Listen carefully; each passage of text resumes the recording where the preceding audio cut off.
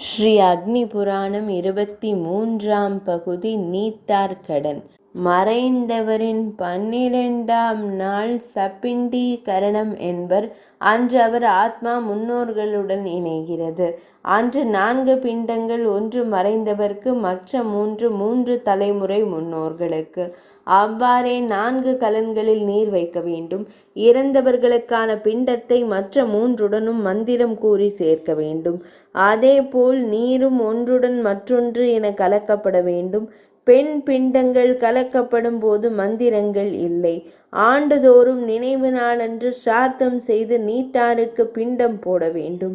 அப்போது வருத்தம் கொள்ளக்கூடாது. தற்கொலை அல்லது வேறு காரணங்களால் அகால மரணம் நேர்ந்தால் மற்றவர்கள் தீட்டு காக்க வேண்டாம்.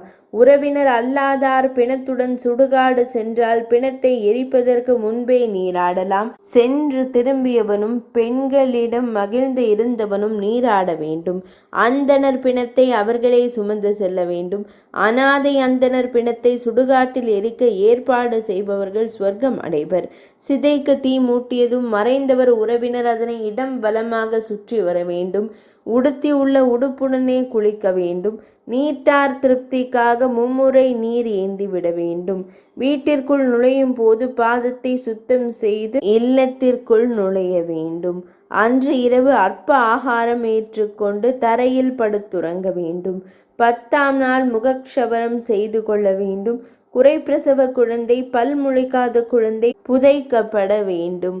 அதற்கு நீர்க்கடன்கள் ஏதுமில்லை. அனாதை பிணத்தை தீண்டினால் 1/3 பங்கு நாள்தான் தீட்டு. பிராமணனுக்கு 3 தினங்கள், சத்திரியனுக்கு 4 தினங்கள், வைசியனுக்கு 5 தினங்கள், மற்றவர்களுக்கு 10 தினங்கள். திருமணமாகாத பெண் இறந்தால் அன்றிரவோடு தீட்டு விடும். திருமணத்திற்கு பிறகு இறந்தால் 3 தினங்கள். அவளுடைய திருமணமான சகோதரிக்கு 2 தினங்கள். திருமணமாகாத பெண் தன் தந்தையை சேர்ந்தவர்களுக்கு நீர்க்கடன்கள் முடிக்க வேண்டும். திருமணமானவள் தன் கணவரின் பெற்றோருக்கும் அவர்களை சார்ந்த பித்ருக்களுக்கும் தன் தந்தையை சேர்ந்தவர்களுக்கும் நீர்க்கடன் செய்ய வேண்டும். பிராமணனுக்கு பிராமண மனைவி மூலம் குழந்தை பெற்றால் 10 தினங்கள் தீட்டு. சத்திரிய மனைவி குழந்தையானால் 1 நாள். வைசிய மனைவியின் குழந்தைக்கு 3 தினங்கள். இதர ஜாதி மனைவி மூலம் குழந்தை பிறந்தால் 6 தினங்கள் தீட்டு. குழந்தை இறந்தாலும் தீட்டு அவ்வாறே.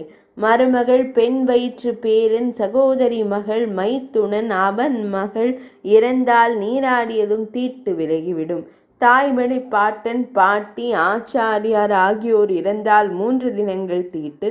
தற்கொலை செய்து கொள்வோர் 100,000 ஆண்டு நரகவாசம் அனுபவிக்க வேண்டும். பெற்றோர்களால் கைவிடப்பட்டவரின் பெற்றோர் இறந்தால் செய்தி கேட்டதும் நீராடினால் போதும். எனினும் ஓராண்டு முடிந்தவுடன் சிரார்த்த காரியங்களை செய்யலாம். இறந்தவன் தாயாதிகள் பிணத்தை சுடுகாட்டிற்கு எடுத்துச் சென்றதால் நீராடிய பின் அக்னியை தொட்டும் சிறிது நெய் உட்கொண்டும் தூய்மை செய்து கொள்ள வேண்டும். 10 அன்று விருந்து உட்கொள்ள வேண்டும். வறிய பிராமணன் உடலை ஒருவன் சுமந்து சென்றால் சம்ஸ்காரத்திற்கு பின் நீராடினால் போதும். பிணம் எடுத்து செல்லப்பட்ட பின் வீட்டை சுத்தம் செய்தல், சுண்ணாம்பு அடித்தல் மூலம் கிரக தூய்மை ஏற்படுகிறது. இறந்தவன் மகன் சிதையில் உள்ள உடலின் முகத்திலே எரிந்து கொண்டிருக்கும் சமித்துக்களால் 3 முறை மந்திரம் சொல்லி தொட வேண்டும். மற்றவர்கள் உடல் மீது நீரை தெளித்து உதக கிரியையை பூர்த்தி செய்ய வேண்டும். பிண்டங்கள் பிராமண உயிர்க்கு 10, சத்திரியனுக்கு 12, வைசியருக்கு 15, மற்றவர்க்கு 30 போட வேண்டும். பிள்ளை இல்லாவிடில் பிள்ளை வயிற்று பேரன் கொள்ளி போடலாம். பிறந்த குழந்தைக்கு ஜாதகம் கணிக்கும் போது புண்ணியாக வாச்சனத்தின் போது பிராமணர்களுக்கு பசு, தங்கம், ஆடைகள் தானம் செய்ய வேண்டும். பகவான் ஸ்ரீஹரியை தியானித்தவாறே உயிரை விட்டவன் ஸ்வர்க்கம் அடைவான். கங்கையில் எலும்பு சாம்பல் கரைக்கப்பட்ட கணம் முதல் அவனுடைய ஆத்மா மேலுலகை நோக்கி பயணம் தொடங்குகிறது. தற்கொலை போன்ற அகால மரணம் அடைந்தவர்களுக்கு நாராயண பலி கொடுக்கலாம். அந்த ஆத்மா கரையேறும். மயான வைராக்கியம் அடையாதவன் தானும் இறந்து விடுவோம் என்று எண்ணாதவன் முட்டாள். மரண நேரம் எப்போது விதிக்கப்பட்டிருக்கிறதோ அப்போதுதான் மரணம் நிகழும். மரணத்தை தடுத்து நிறுத்த இயலாது. நாம் சட்டையை மாற்றுவது போல் ஆத்மா உடலை மாற்றிக்கொள்வதே மரணமாகும்.